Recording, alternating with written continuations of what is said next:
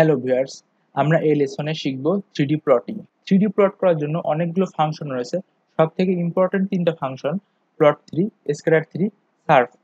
এই 3টা সম্বন্ধে আমরা এই লেসনে শিখব। আমরা এখন সরাসরি ম্যাটল্যাবে চলে যাচ্ছি। শুরুতে x এ আমরা একটা ভেক্টর নিব। আমরা 0 থেকে শুরু করলাম। তারপরে আমরা এখানে পাই ভাগ 40 নিলাম। আমরা এখন অ্যাঙ্গেল হিসাবে চিন্তা করতেছি। যেহেতু 2 পাইতে একটা ফুল সাইকেল হয়, আমরা নিলাম 20 গুণ পাই, তাহলে আমাদের 10টা ফুল সাইকেল থাকবে এর ভিতরে। তো x কি? x হলো আসলে আমাদের একটা রো ভেক্টর। আমি F5 প্রেস করলাম, আমরা দেখতে পারতেছি 1 গুণ 801 ডাবল, তার মানে এখানে 801টা রো আছে। এবার আমরা y কত নেব? y আমরা নিলাম sin x, তাহলে এটাও কিন্তু সাইজ সেম হবে। এই x এর এলিমেন্টগুলোর এলিমেন্ট ওয়াইজ সাইন করে দিবে। আর z যদি করে দিই, আমি এখানে কোসাইন করে দিলাম x এর, তো এটাও কিন্তু ঠিক সেম সাইজের একটা রো ভেক্টর। আমি F5 প্রেস করলাম, তিনটাই কিন্তু একই সাইজের রো ভেক্টর। আমি এবার plot3 ইউজ করলাম। প্লট ফাংশনে যেরকম দুইটা ভেক্টর লাগে x y, plot3 তে তিনটা লাগে x y z। এই তিনটাই ভেক্টর হওয়া লাগে, কোনো ম্যাট্রিক্স হলে কিন্তু হবে না। x y z। এবার আমি F5 প্রেস করলাম, আমরা একটা 3D প্লট দেখতে পারতেছি। সেখানে যখন আমাদের y এবং z নিচ্ছি sin x cos x, এই কারণে একটা সার্কেল হওয়ার চেষ্টা করতেছে, কিন্তু x এর ভ্যালু আমাদের চেঞ্জ হচ্ছে। এই কারণে আমি যদি এখানে এই যে রোটেট 3D এখানে ক্লিক করে যদি আমি ঘোরানোর চেষ্টা করি, আমি দেখতেছি যে প্রত্যেকটা সাইকেল হওয়ার চেষ্টা করতেছিল, কিন্তু আমাদের এক্স অ্যাক্সিসে, এটা হলো আমাদের এক্স অ্যাক্সিস যেহেতু বাড়তেছে, এই কারণে ঠিক এক জায়গায় থাকতে পারতেছে না, চেঞ্জ হয়ে যাচ্ছে। এখানে আমরা দেখতে পাচ্ছি যখন আমরা ঘোরাচ্ছি অ্যাজিমুথ এবং এলিভেশন চেঞ্জ হচ্ছে, ছোট করে এ জেড এবং ই এর লেখা। আমরা শুরুতে যদি শুরুতে নির্দিষ্ট একটা অ্যাঙ্গেল চাই, আমরা লিখব ভিউ, তারপরে আমরা শুরুতে লিখব অ্যাজিমুথাল, তারপরে লিখব এলিভেশন। আমরা অ্যাজিমুথাল নিলাম 45 আর এলিভেশন নিলাম 40। এবার আমি এখানে গ্রিড অন করে দিই, তারপর আমি এখানে এক্স লেবেল এক্স দিয়ে দিই, ওয়াই লেবেল ওয়াই করে দিই, আর জেড লেবেল জেড করে দিই। F5 প্রেস করলাম। এখানে আমাদের এক্স অ্যাক্সিসে এখানে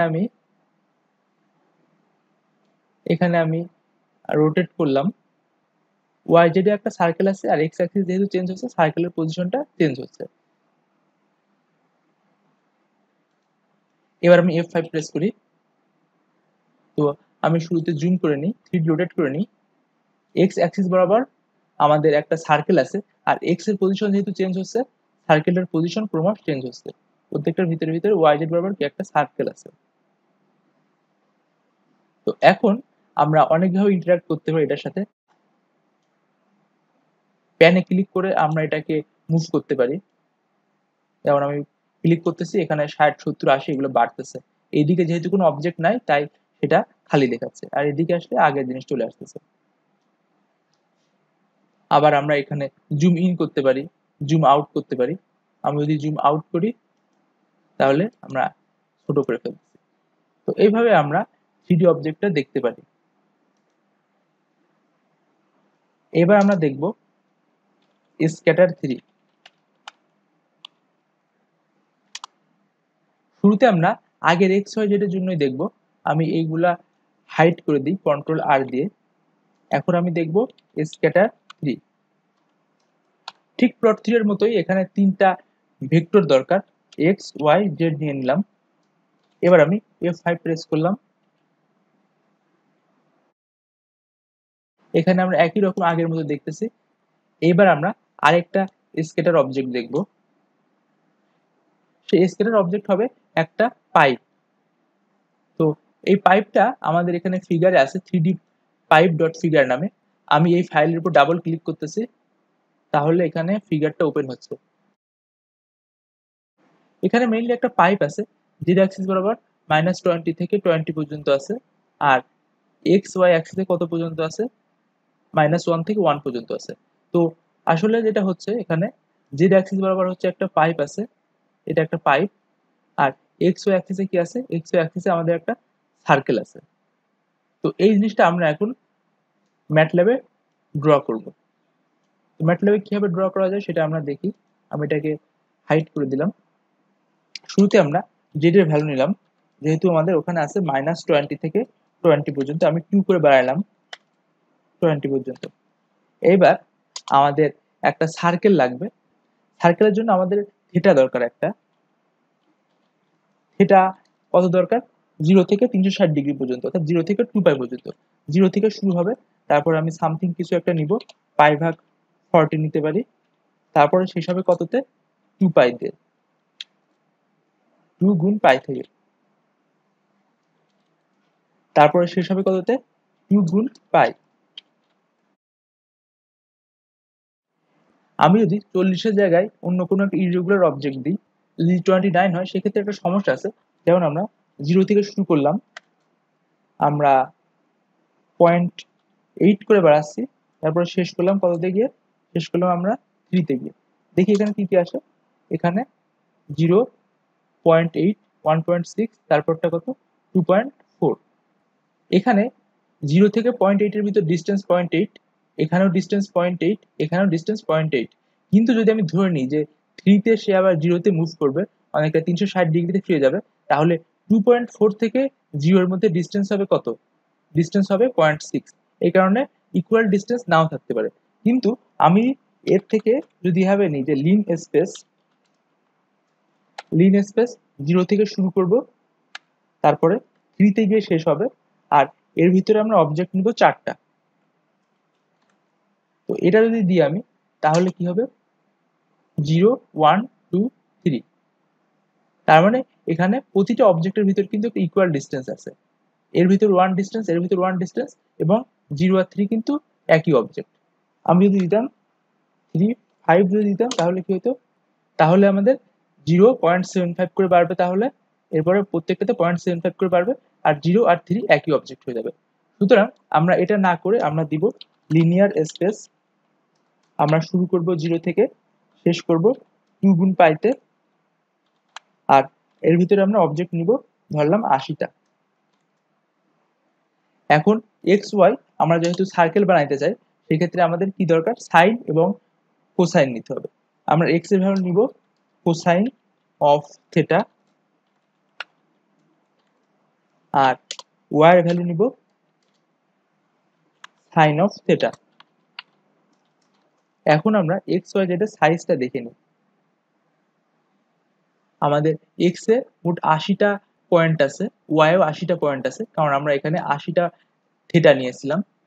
আর এক্ষেত্রে কি আছে? এক্ষেত্রে আমাদের জেড এ কি আছে? জেড এ আমাদের 21টা ভ্যালু আছে, -20 থেকে শুরু করে 20 পর্যন্ত। এখন আমি যদি scatter three X Y Z করতে চাই, এগুলো সবগুলাই কিন্তু একটা ভেক্টর হওয়া লাগবে, এবং সবগুলো সাইজ সমান হওয়া লাগবে।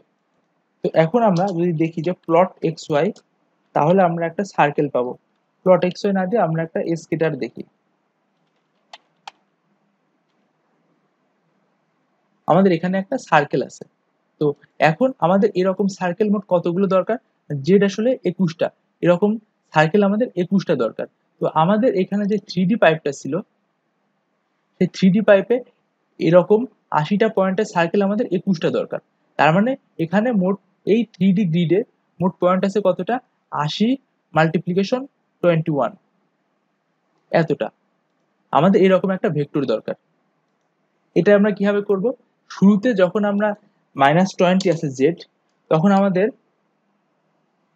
সেই জেড এর করেসপন্ডিং এক্স ওয়াই আছে কতটা?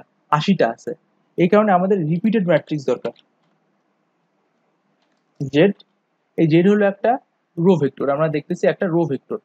তো এখন যেহেতু রো ভেক্টর, আমরা প্রতিটা কলাম বরাবর এক্সপ্যান্ড করে দিই 80টা এর জন্য। আমরা রো নিয়ে নিলাম 80টা, তারপরে কলাম একটা। তাহলে এখন এই জেডের সাইজ কত? এই জেডের সাইজ কত এখন? এই জেডের সাইজ এখন 80 ইন্টু 21। আমাদের আগে যে ছিল 1 ইন্টু 21, প্রতিটা কলাম বরাবর 80টা রো করে দিলাম আমরা। আবার একইভাবে আমাদের যে এক্স এবং ওয়াই আছে, তার জন্য তো আমাদের 80 গুণ 21টা পয়েন্ট দরকার। এটা আমরা কিভাবে করতে পারি? তার জন্য এখন আমাদের রিপিটেড ম্যাট্রিক্স দরকার। X is equal two repeated matrix, তারপরে আমরা নিলাম এক্স। এরপরে আমাদের কি দরকার? এখন আমাদের ফার্স্টের পয়েন্টের জন্য যেরকম আমাদের 80টা পয়েন্ট আছে, পরের সবগুলো পয়েন্টের জন্যই একই রকম ভাবে 80টা করে দরকার। সুতরাং আমাদের এখানে রো বরাবর এক্সপ্যান্ড করে দিতে পারি। 1 নিলাম, তারপরে আমাদের 21টা জেড এর পয়েন্টের জন্য আমাদের 80টা করে দরকার। ঠিক একইভাবে আমরা ওয়াই এর ভ্যালু যদি নিই, F5 প্রেস করি, আমরা এখানে নিব কি? ওয়াই নিব। F5 প্রেস করি, এই স্ক্যাটার আমাদের দরকার নেই। তো এখানে আমরা দেখতেছি এখানে x এর ভ্যালু কত? আমাদের একটা রো ভেক্টর, অনেক বড় রো ভেক্টর, যেটা আমাদের দরকার 80 গুণ 21, সেটা আমরা পেয়ে গেছি। তো আমাদের x এবং y রেডি। এখন z যদি রেডি করতে হয়, আমাদের কি z কে একটা রো ভেক্টর করতে হবে। রো ভেক্টর করার জন্য আমরা যেটা করতে পারি, z is equal two z, z এর প্রতিটা এলিমেন্টে আমরা নিয়ে নিব। আমরা যেহেতু একটাই কোলন দিয়েছি, তার মানে প্রতিটা এলিমেন্টই নিয়ে নিচ্ছে এবং সেটা হচ্ছে আমাদের কলাম বরাবর আসবে। এখন আমরা দেখি কি আছে। এখন আমরা দেখতেছি জেড কিন্তু আসলে আমাদের একটা ভেক্টর, সেটা আমাদের একটা কলাম ভেক্টর। এখন যদিও এগুলার একটা রো ভেক্টর একটা কলাম ভেক্টর, কিন্তু ম্যাটল্যাবের জন্য এটা সমস্যা না। তো এবার আমরা স্কেলার 3 ইউজ করতে পারি। Scalar 3 X Y Z. এবার আমি যদি F5 প্রেস করি, এবার আমরা সেরকম অবজেক্টটা পেয়ে গেছি যেটা আমরা চেয়েছিলাম।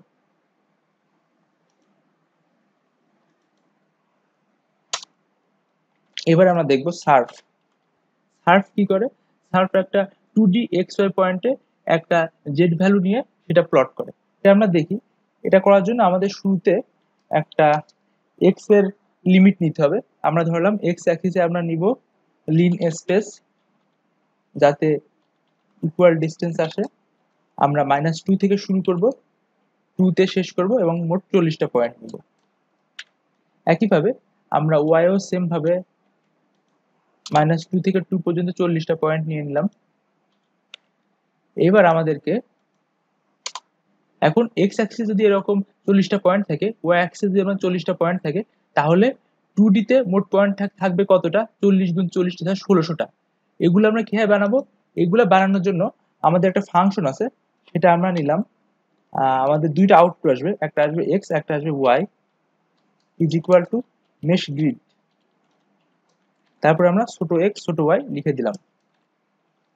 এবার আমি দেখি, F5 প্রেস করি। তো আমাদের স্কেলার 3 দরকার নেই, এটা আমি হাইড করে রাখি।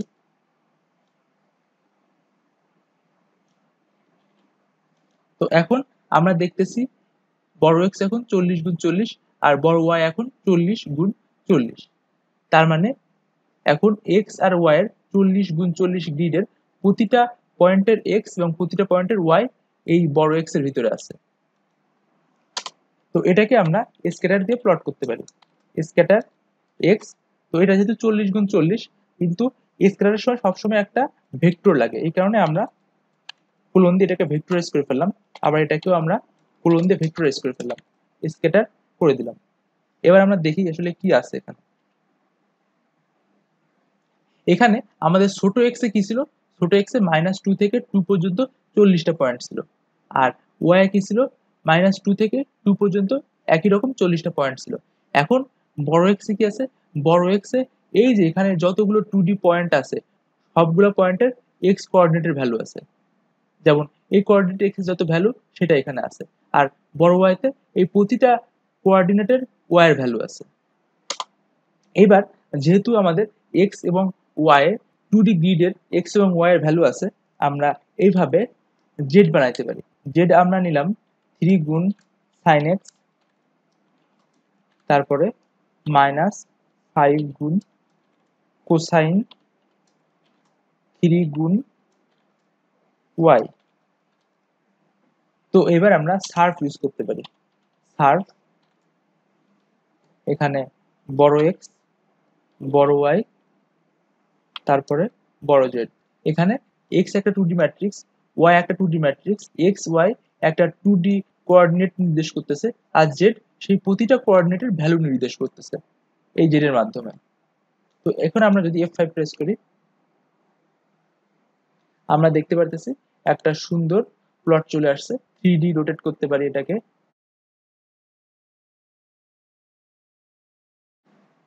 তো এই লেসনে আমরা শিখলাম কিভাবে আমরা 3D প্লট করতে পারি প্লট 3, স্কেলার 3 এবং সার্ফ ফাংশনের মাধ্যমে। এবার আপনাদের জন্য একটা প্র্যাকটিস প্রবলেম থাকবে। সেই প্র্যাকটিস প্রবলেম দুইভাবে করতে হবে, একটা হচ্ছে স্কেলার 3 দিয়ে আর একটা হচ্ছে সার্ফ দিয়ে। আপনাদের একটা হালফ স্ফিয়ার প্লট করতে হবে। একবার স্কেলার 3 দিয়ে তখন প্রতিটা পয়েন্ট আলাদা আলাদা করে দেখা যাবে, আবার যখন সার্ফ দিয়ে করবেন তখন সুন্দর করে রঙিন অবজেক্ট চলে আসবে, সারফেস দেখাই দিবে উপরে 2D। আশা করি সবাই এটা করতে পারবেন।